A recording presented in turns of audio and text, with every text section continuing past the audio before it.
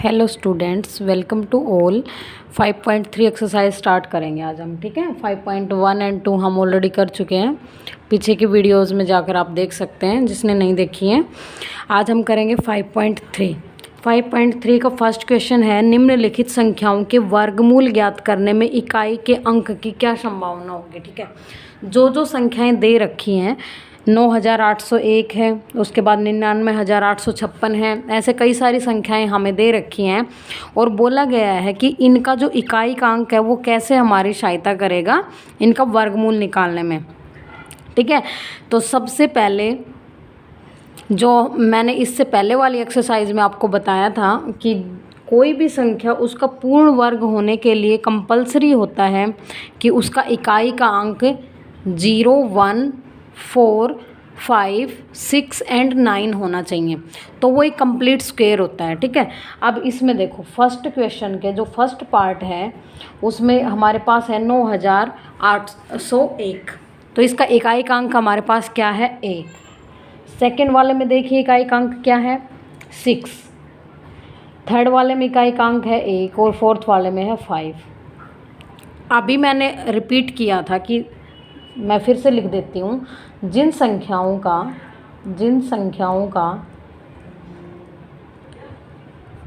इकाई अंक 0, 1, 4, 5, 6 और 9 हो वो संख्याएं पूर्ण वर्ग होती हैं।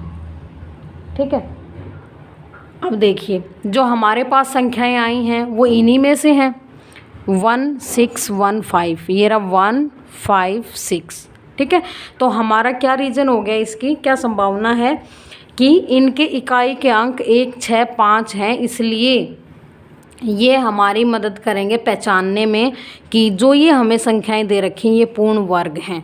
ठीक है, तो आप क्या लिखोगे, इकाई का अंक, क्वेश्चन का आंसर कैसे लिखोगे, इकाई का अंक 1, 6, 5 है, इसलिए संख्याएं पूर्ण वर्ग हैं।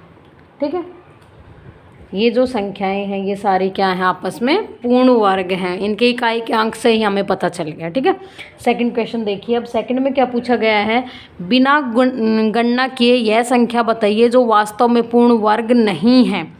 तो सेम क्वेश्चन यहाँ रिपीट हुआ है।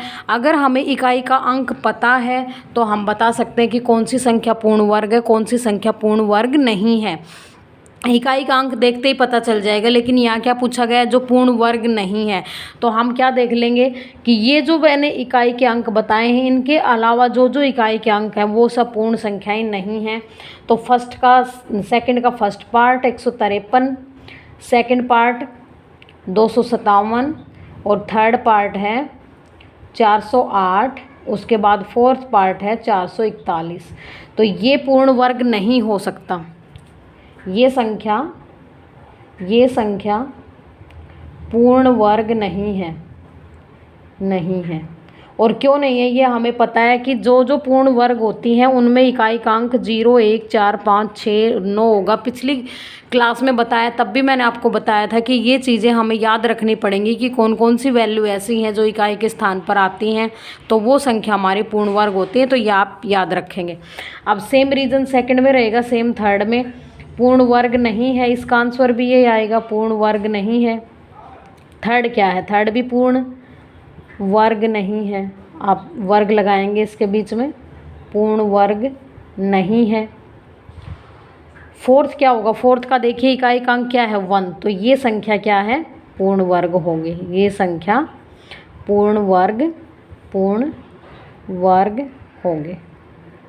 ठीक है, तो सबसे पहले हमें क्या पता होना चाहिए कि ये बात हमें याद रखनी है कि किसी भी संख्या का इकाई का अंक 0, 1, 4, 5, 6 और 9 है तो वो संख्या पूर्ण वर्ग होती है। अगर इनमें से इकाई का अंक नहीं है तो वो संख्या पूर्ण वर्ग नहीं होगी।